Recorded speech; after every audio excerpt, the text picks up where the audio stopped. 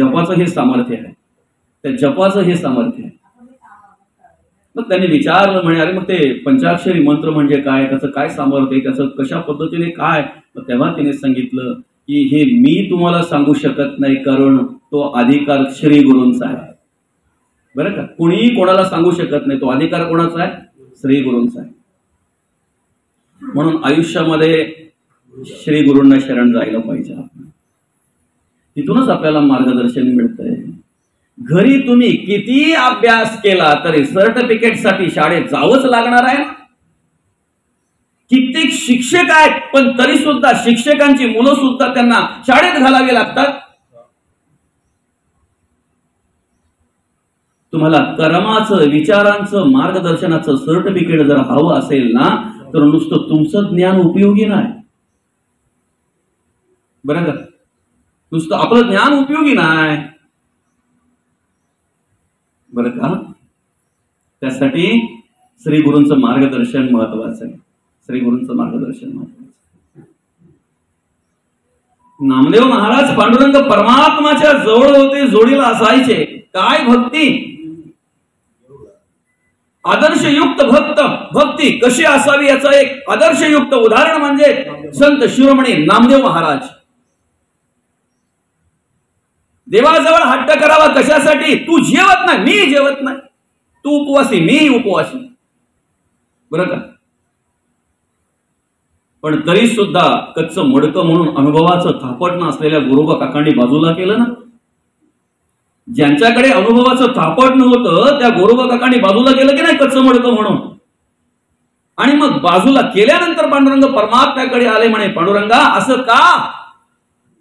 भगवंत म्हणतात, दादा तू माझ्या जवळ राहतोय, सगळं काही कार्य करतोय, माझी सेवा करतोय, माझी भक्ती करतोय, आपण एकत्र बोलतोय चालतोय, ठीक आहे, पण चराचरामध्ये माझं जे रूप सामावलेलं आहे, भरलेलं आहे, म्हणजे जळी स्थळी काष्टी पाषाणी सबाह्य अभ्यंतरी जे भरून उरलेलं रूप आहे, ते जर तुला अनुभवायचं असेल, आत्मप्रचिती आत्मसाक्षात्कार यावा असं जर वाटत असेल, तर ते श्री गुरुच्या कृपेनेच होत असतं.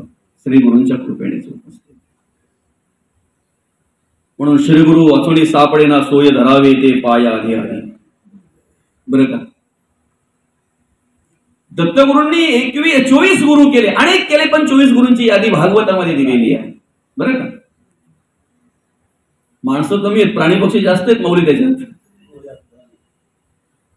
नाही का. कारण माणसाकडे आता शिकण्यासारखं असं काय उरलंय बरं. जर आध्यात्मिक विचाराची माणसं जर आपण सोडली, तुमच्या आमच्या सारखी जी आता इथे मस्त की नाही का, ती साधू सारखी संतांसारखी कशी निवांत बसलोय नाही आपण, मस्त अगदी तल्लीन झालोय श्रवणामध्ये, फक्त ऐकण्याची भूमिका आपण घेतलेली आहे. मी सुद्धा तो महादेव आपल्याला देत आहे ना, तुमच्यामुळे मला श्रवण होत आहे की नाही. बसण्याच्या आधीच त्या महादेवांना विनंती केली, तिथे नतमस्तक झालो. मोठमोठे अगदी ज्ञानी माणसं माझ्या समोर आहेत, माझ्या आजोबांच्या वयाची माणसं या ठिकाणी आहेत. बाबांचं वय माझ्या आजोबांपेक्षा जास्त. तुम्ही ज्ञानी आहात, तुम्ही अनुभवी आहात, तुम्ही वरिष्ठ आहात, तुम्ही श्रेष्ठ आहात. दादा रे बाबा रे देवा, या द्रौपदीची लाज राखणारा तोच आहेस. आता विनंती केली त्या देवाकडे, बरं का, जो काही वेळ असेल त्या वेळेपर्यंत देव आम्हाला देत राहा, आम्हाला श्रवण झालं पाहिजे, आम्हाला श्रवण झालं पाहिजे. आणि श्रवण करणं हे आमचं कर्तव्य आहे. श्रवणातूनच आमच्यामध्ये बदल घडतो, श्रवणातूनच आम्हाला सगळं काही मिळतं, श्रवणातूनच आम्हाला सगळं काही प्राप्त होतं. बरं का, अनेक गुरु केले, प्राणी पक्षी अनेक आहेत, मोजकीच माणसं आहेत, मोजकीच.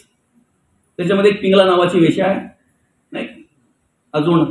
अर्थात मग ते गुरु म्हणजे काय, जो जो जयाचा घेतला गुण, तो म्या गुरु केला जाण. गुरुशी आले अपारपण जग संपूर्ण गुरु दिसे. आम्हाला शोधता आलं पाहिजे, आम्हाला शिकता आलं पाहिजे, आम्हाला त्याचा विचार करता आला पाहिजे. चांगलं घेतलं पाहिजे ना. तुम्ही सूप वापरताय का बरं संसारामध्ये, तुमच्या घरामध्ये सूप वापरताय का माई माऊली, आई ताई. सुपाचं काम काय आहे बरं, चांगलं आपल्याकडे घ्यायचं न वाईट पुढं सरकवायचं. श्रवण करताना हे बोध आपण घेतला पाहिजे, हे लक्षात ठेवलं पाहिजे. चांगलं घ्यायचं आहे. हे शिवलीलामृताचा अभ्यास करत असताना प्रत्येकाच्या घरात पोथी असेल, आपण ग्रंथ असेल, हा वाचतोय, भावार्थही कथासारही आपल्याला त्या ठिकाणी उपलब्ध होतोय, कथासारही आपल्याला कळतंय सगळं काही. फक्त हे प्रवचन जे आपण आयोजित केलंय ना, ह्या प्रवचनातून आपण एवढंच शिकायचं आहे का त्याच्यामध्ये ज्या चांगल्या गोष्टी सांगितलेल्या आहेत ना त्या आम्ही आत्मसात करायच्या आणि वाईट गोष्टी ज्या आहेत ना त्याचा त्याग करायचा.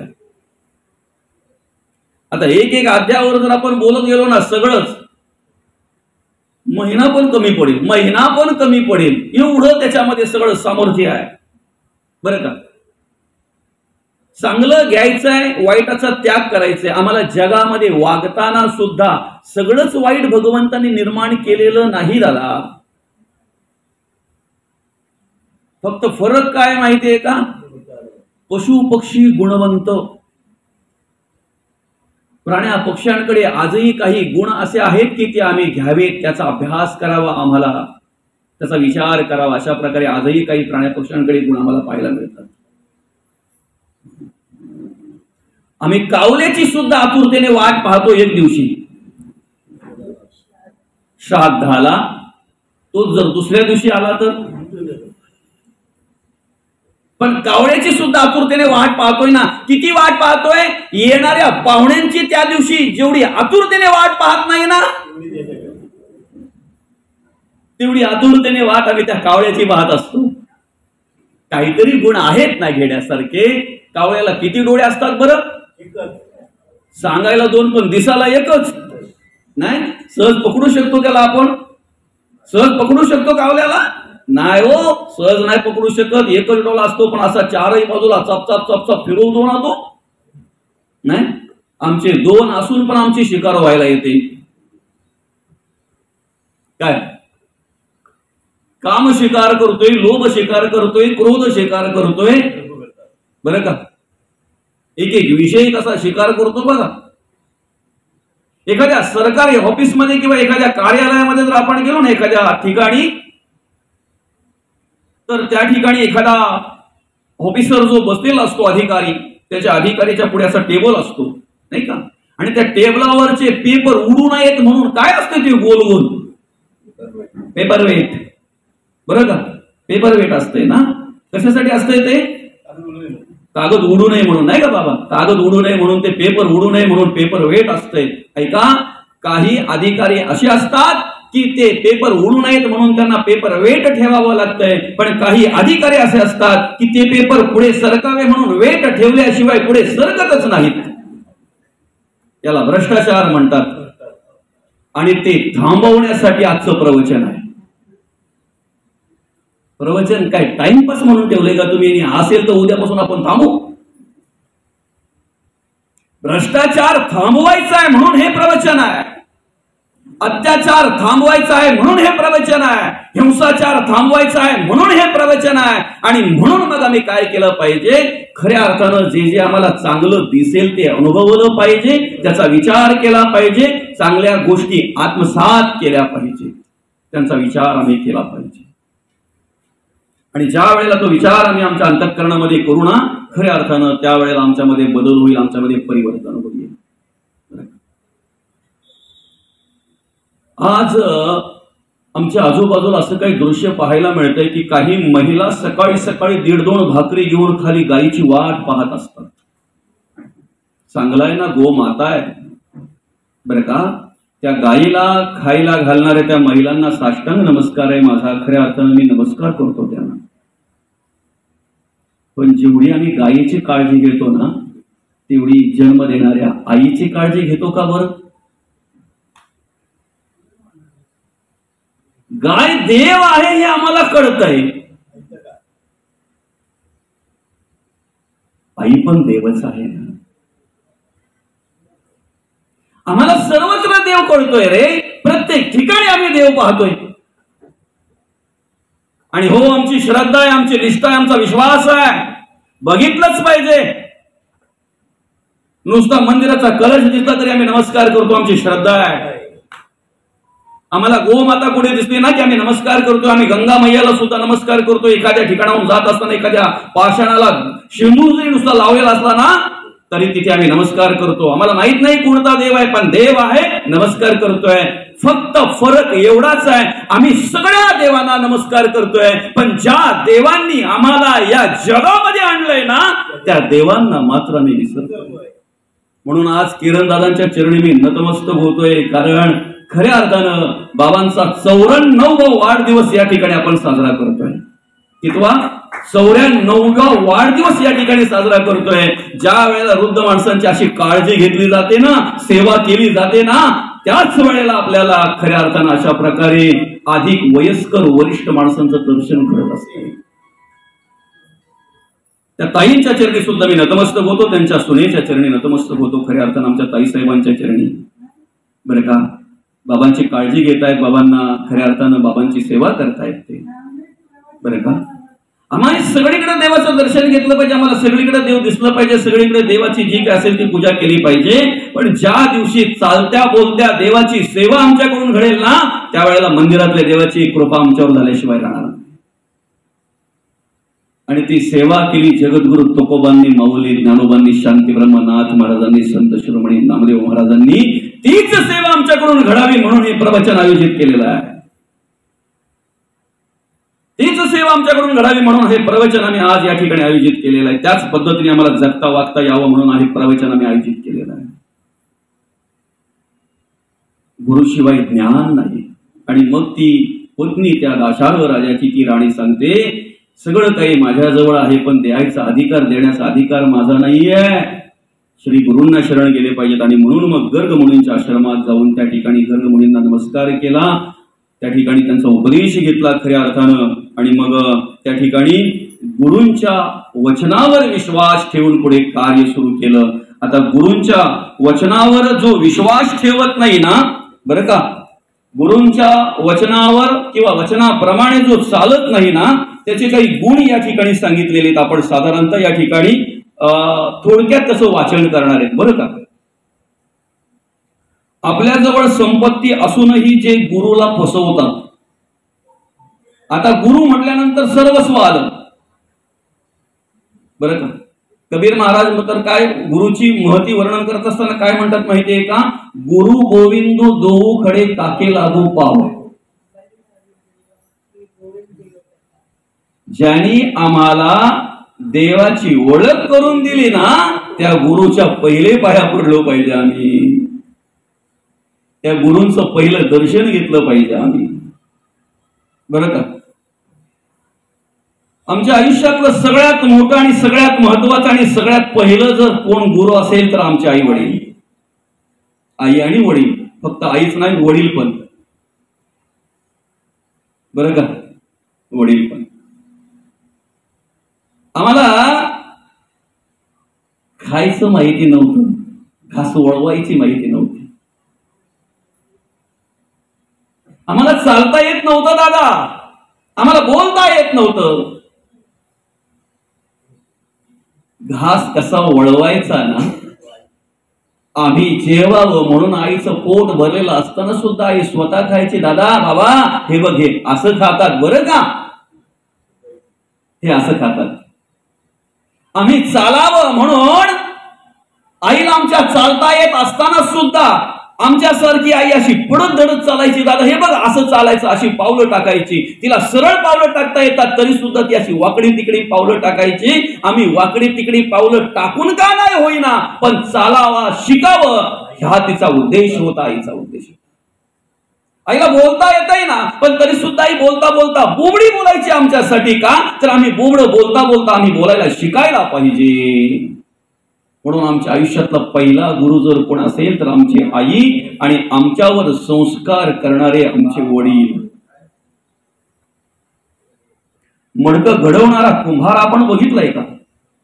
मडकं घडवणारा कुंभार नाही का? कुंभार दादा काय करतो बरं का, एक हात आतमध्ये असतो आणि एक हात बाहेर असतो, बरं का. एक हात आतमध्ये असतो, एक हात बाहेर असतो. बाहेरच्या हातामध्ये थापट नसतंय, बाहेरच्या हातामध्ये थापट नसतंय. बाहेरचा हात आकार देण्याचं काम करत असतोय आणि आतला हात आधार देण्याचं काम करत असतोय. दोन्ही हात महत्वाचे आहेत. माणसाच्या आयुष्यामध्ये दोन्ही हात महत्वाचे आहेत बरं का. आधार देणारा हात जेवढा महत्वाचा आहे ना आईचा, तेवढाच ज्याच्या हातात मार्गदर्शनाचं थापट नाही, शिस्तीचं थापट नाही, संस्कारांचं थापट नाही, संस्कृतीचं थापट नाही, तो हात बापाचा, वडिलांचा एक तेवढाच महत्वाचा आहे. इथे बसणाऱ्यांपैकी मी सगळ्यांनाच आता विचारतोय, तुम्हाला जास्त आई आवडते का वडील? प्रत्येकाचं उत्तर असेल आई. कारण आधार देणारा हात आम्हाला अधिक आवडतो. बापाच्या हातात थापटणं असतंय. आकार देण्याच्या हातामध्ये थापटणं असतंय ना, ते थापटणं आमच्या डोक्यामध्ये सलतोय. आम्हाला शाळेत सुद्धा आईवर निबंध सांगितला. आईची माया, बापाची माया कधीतरी कोणी लिहिलाय का? मला एक तरी बोर्ड वरती करून दाखवा बरं, की माझ्या शिक्षकांनी मला बापाची माया म्हणून निबंध सांगितलेला आणि मी लिहून नेला होता म्हणून. आईची माया हा निबंध लिहिलेले किती जण आहेत बरं? हात वरती करा, हात वरती करा सगळ्यांनी बरं, मला बघू द्या. माझा पण आहे. बापाला मायाच नाही का रे? बाप काय निर्दयी आहे का? आईपेक्षा जास्त माया जर कोणाची असेल तर बापाची. आईपेक्षा जास्त माया बापाची. अरे त्या बापाचा आशीर्वादाचा हात पाठीवर असला ना की 36 बळ मुलाच्या अंगामध्ये संचारलं जात आहे. जो क्षेत्र तो निवडतोय ना, त्या क्षेत्रामध्ये त्याची प्रगती होत असते. त्या क्षेत्रामध्ये त्याची प्रगती होत असते बरं का. आम्हाला आईची महती वर्णन करणारे अनेक कवी भेटले, पण बापाची महती मात्र कोणी वर्णन केली नाही. ज्यांनी केली ना त्यांनी बाप बेवडा दाखवला, रागीट दाखवला, क्रोधिष्ट दाखवला, मारझोड करणारा दाखवला. बाप रागीट नसतो दादा. बाप प्रत्येक मुलाला शिस्त लावत असतो, मार्गदर्शन करत असतो. प्रत्येक बापाला वाटत असतंय की माझ्या मुलाने प्रगतीच्या शिड्या एवढ्या चढाव्यात, एवढ्या उंच जावं की मलाही असं उंच पाहायला लागलं पाहिजे. ज्या क्षेत्रामध्ये तुम्ही कार्य करताय ना दादा, त्या क्षेत्रात कार्य करत असताना तुमची प्रगती होत असताना 100 माणसं तुमच्या तंगड्या खेचतील, पण ऐका, तो बाप जेव्हा जेव्हा देवाच्या पुढे हात जोडून उभा राहतोय ना, तेव्हा तेव्हा देवाला एकच प्रार्थना करतोय, देवा माझ्या मुलाने प्रगतीच्या शिड्या एवढ्या उंच चढाव्यात, एवढ्या उंच चढाव्यात की माझ्या आयुष्यातही मला जेवढं उंच चढता आलं नाही ना, जी प्रगती करता आली नाही ना, तेवढी प्रगती माझ्या मुलाने करावं. या जगामध्ये देवाला हात जोडून विनवणी करणार या जगातला एकमेव दैवत असेल तर त्याचं नाव आहे बाप. त्याचं नाव आहे बाप. आई मुलाला कडीवर घेते का? जे मला पाहता येतंय ना ते माझ्या मुलाने पाहावं हे आईला वाटत असते. पण बाप मात्र मुलाला खांद्यावर घेतोय का? आयुष्यात जे मला पाहता आलं नाही ना ते माझ्या मुलाने पाहावं हे प्रामाणिकपणे ज्या देवाला वाटतंय त्या देवाचं नाव आहे बाप. त्या देवाचं नाव आहे बाप. आणि म्हणून आपल्या आयुष्यातले पहिले जर कोणी गुरु असतील तर आपले आई वडील बोलण्यासारखं बरंच आपल्याला पुढे पुढे सरकायचं. आणि म्हणून मग काय झालं, त्याच्यानंतर आपले शिक्षक आहेत नाही का, आपल्याला मार्गदर्शन करणारे आहेत, आपल्याला परमार्थ आध्यात्मिक मार्गदर्शन करणारे आहेत सगळेच. म्हणून श्री गुरु शिवाय ज्ञान नाही, भवतरुणोपाय नाही. या भवसागरामध्ये जर तरायचं आहे ना तर त्यासाठी ते मार्गदर्शन पाहिजे. श्री गुरु म्हणजे काय असतात माहितीये का? तर ज्याप्रमाणे एखाद्या सागरामध्ये भरकटलेल्या नावेला योग्य मार्गदर्शन करण्यासाठी दीपस्तंभ असतो की नाही, त्याप्रमाणे या संसार रूपी आमच्यासारख्या भरकटलेल्या नावेला योग्य मार्गदर्शन करणारे जे असतात ना त्यांना श्रीगुरु म्हणतात, त्यांना सद्गुरु म्हणतात, त्यांना सद्गुरु म्हणतात. त्यांची गरज आहे प्रत्येकाला. आणि म्हणून त्या ठिकाणी ज्याच्याजवळ भरपूर संपत्ती आहे पण जो गुरुला बसवतो बरं का, दारुण असा नरकवास भोगतात ते. गुरुच्या घरी आपत्ती असताना आपण सर्व प्रकारचे भोग भोगणाऱ्याला मूढ माणसाला ज्ञान कुठून मिळणार. काही लोक असे म्हणतात की तन मन आणि धन हे नाशवंत आहे, ते गुरुला देऊन काय उपयोग. पण असे लोक चांडाळच समजावे आणि त्यांचे तोंडही पाहू नये. त्यांची विद्या ज्ञान वैराग्य साधन वेदपठण शास्त्रपठण हे सर्व व्यर्थ आहे. गाढवाच्या पाठीवर जर चंदनाचं ओझं ठेवलं बरं का. ज्ञान भरपूर आहे, ज्ञान एवढं आहे की त्याला सगळं कळतंय. काय करावं काय नाही करावं हे त्याला कळतंय बरं का. कधीतरी एखादा आजोबा त्याच्या नातवाजवळ विडी देतोय आणि काय सांगतोय, किचन मध्ये जाऊन पेटवून आण. पण जेव्हा तो पेटून आणतो ना तेव्हा आजोबा बोलतो मला ही सवय लागली बरं का, घाण सवयी तुम्हाला लावून घेऊ नका. म्हणजे मी जे करतोय ते चुकीचं आहे हे त्याला माहिती आहे. ज्ञान नाही का बरं, ज्ञान आहे ना, पण त्या ज्ञानाचा उपयोग स्वतःला करून घेतला नाही. बरं मी बोलतोय हे काय तुम्ही एवढं मनावर घेऊ नका बरं का. विडी आणि तंबाखू ह्याच्या गोष्टी आहेत ना, नाही तर तुम्ही खूप मनावर घ्याल ना, मग उद्या बोलाल बाबा महाराज लई. आपलं कामच तसं आहे, परिवर्तनासाठी प्रवचन आहे. परिवर्तन होत नसेल तर मग आपलं श्रवण काय बरं. आपण हे जे वाचतोय ना हे काय टाइमपास म्हणून वाचतोय का. हे शिवलीला अमृत वगैरे जे ग्रंथ आपण वाचतोय बाबा टाइमपास म्हणून वाचतोय का. परिवर्तन घडावं म्हणून आहे ना. चांगलं घ्यायचं आहे, वाईट त्यागायचं आहे. श्रवण त्यालाच तर म्हणतात बरं का. काय म्हटलेलं आहे ते, गाढवाच्या पाठीवर जर चंदनाचं ओझं असेल तर त्याचा सुगंध त्याला येईल का. ओझच ना त्याला, नुसतं ओझ बरं का.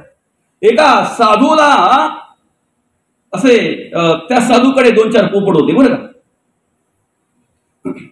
आणि मग तो साधू काय करायचा, आता साधूकडचे पोपट म्हणजे नाही का सगळं काही शिकले ते बरं का बाबा. साधू त्यांना रोज मार्गदर्शन करायचा. मार्गदर्शन करताना ते साधू काय सांगायचे माहिती आहे का, त्या पोपटाना एकाच ठिकाणी कुठं असं आकर्षित व्हायचं नाही, एकाच ठिकाणी कुठेतरी असं गुंतून राहायचं नाही, रममाण व्हायचं नाही. तुम्ही जर कुठेतरी आता असे एकाच ठिकाणी जर गुंतून राहिलात ना तर पारधी येईल, पटकन जाळा टाकील. आणि पारधीच्या जाळात जर अडकलात ना तर तुम्हाला मी पण सोडवू शकत नाही. अहो सांगता सांगता त्या पोपटाच्या पाठ झालं ते, बोलायला लागला तो पोपट.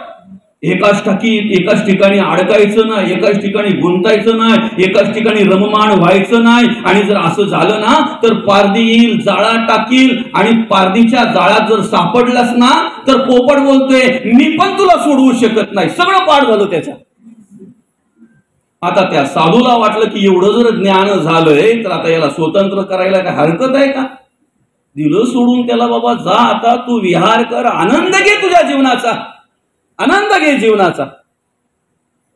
गुरूंचं काम काय माहितीये का, जे आपल्याला माहितीये ते इतरांना सांगणं. दुसरं जे समाधान आपल्याला आहे, जी आत्मप्रचिती आपल्याला आहे ती इतरांना दिली पाहिजे. त्याला गुरु म्हणतात बरं का, त्याला गुरु म्हणतात.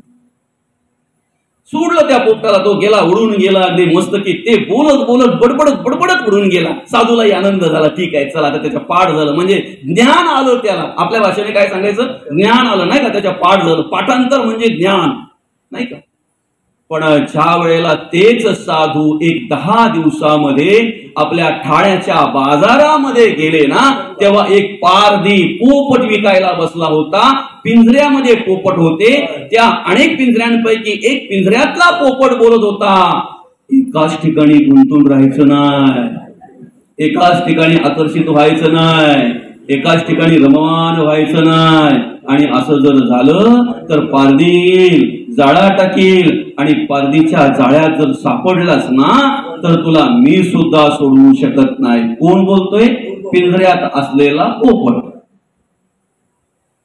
साधूच्या कानावर ते शब्द गेले आणि ते शब्द साधूच्या कानावर गेल्याबरोबर साधूचं लक्ष त्या पोपटाकडे गेलं. आणि जसं त्या पोपटाकडे लक्ष साधूचं गेलं ना तशा साधूच्या डोळ्यामध्ये अश्रू आले. त्या पोपटाचं निरीक्षण करत राहिले ते. त्या पारध्याला वाटलं ह्या साधूला हा पोपट आवडलाय वाटतं बोलणारा.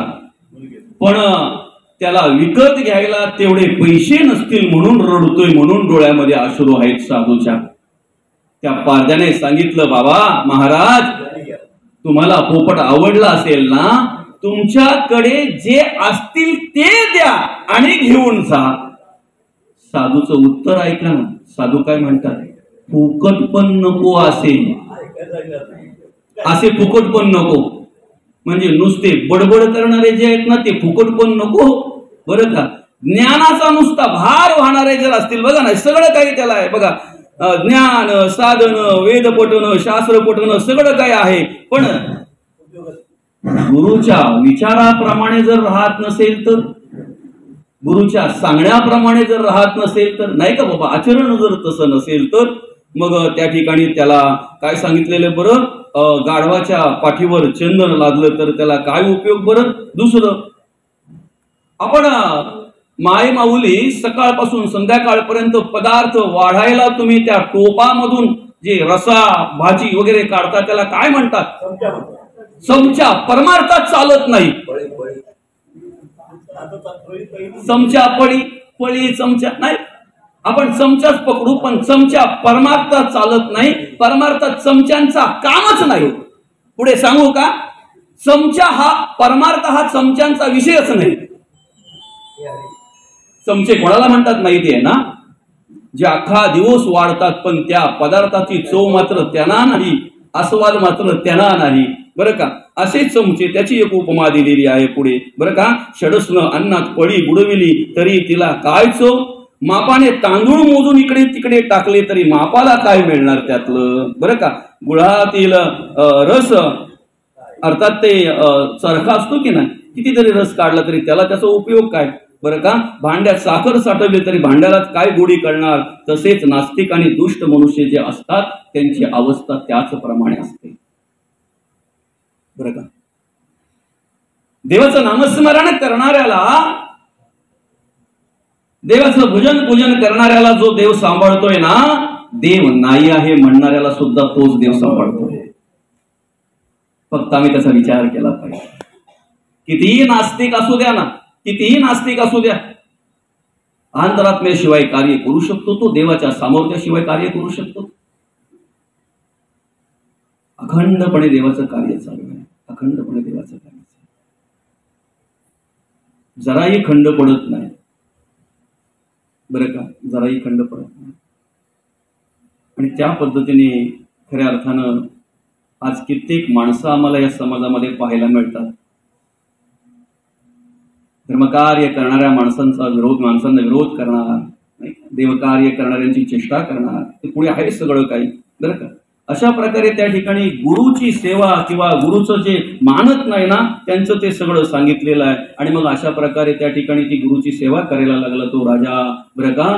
ते गुरूंना त्या ठिकाणी दान पुण्य बरंच काही केलं. त्यांनी साष्टांग नमस्कार घातला, गुरुचं मार्गदर्शन मिळालं आणि गुरुच्या मार्गदर्शनाने काय झालं माहितीये का, त्या ठिकाणी राजाला पंचाक्षरी मंत्र मिळाला. त्या पंचाक्षरी मंत्राने त्या मंत्राचं जप करायला लागला. आता महादेवांचं स्मरण आम्ही अखंड का करावं, देवाचं स्मरण आम्ही अखंड का करावं आणि अखंड करावं, खंड पाडू नये. साधं उदाहरण आहे, देव आपली सेवा करतोय ह्या वचनावर सगळ्यांचा विश्वास आहे ना, मागचे पुढचे सगळे आहे ना. मग ह्या वचनावर पण विश्वास पाहिजे की देव आमची अखंड सेवा करतोय. श्वास उश्वास चालू आहे ना, जरा जरी थांबला तरी पहिला येऊन जातो. जरा जरी थांबला ना, नाही, अखंड तो देव आमचं कार्य करतो. गीतेमधील 8व्या अध्यायातील 6व्या श्लोकामध्ये भगवान आम्हाला मार्गदर्शन करत असताना म्हणतात, यम यम वापी स्मरण भावम त्यजत्यन्ते कलेवरंतम तमे वेंती कोणते सदा तद्भाव भाविताः. आम्ही आमच्या जीवनामध्ये, आयुष्यामध्ये ज्याच्यावर प्रेम करतोय, ज्याला माया लावतोय, ज्याच्याविषयी आमच्या अंतःकरणामध्ये ममत्व निर्माण होतंय, तेच आम्हाला शेवटच्या वेळेला आठवतंय. आणि जे आम्हाला शेवटच्या वेळेला आठवतंय, मरणोत्तर आम्ही त्यालाच प्राप्त होतो. म्हणून त्या श्लोकावर माऊली भाष्य करतात, देवी जितेनी अवसरे जे आवडोनी जीवी उरे ते मरणाची येणे रे फार हो लागे आणि मरणी जया जे आठवे जे मरणाच्या वेळी जे आम्हाला आठवतंय तो त्याच गतीला जर पावत असेल तो तेची गती ते पावे मग भगवंत म्हणतात म्हणून माते स्मरावे म्हणून सदा स्मरावे मातेची तुवा. म्हणून आम्ही अखंड भगवंताचं नामस्मरण करायला पाहिजे. अखंड भगवंताचं नामस्मरण करायला. कारण शेवटच्या वेळी जर आमच्याकडून देवाचं नामस्मरण घडावं असा जर आमचा विचार असेल तर मला सांगा इथे शेवटची वेळ कोणाला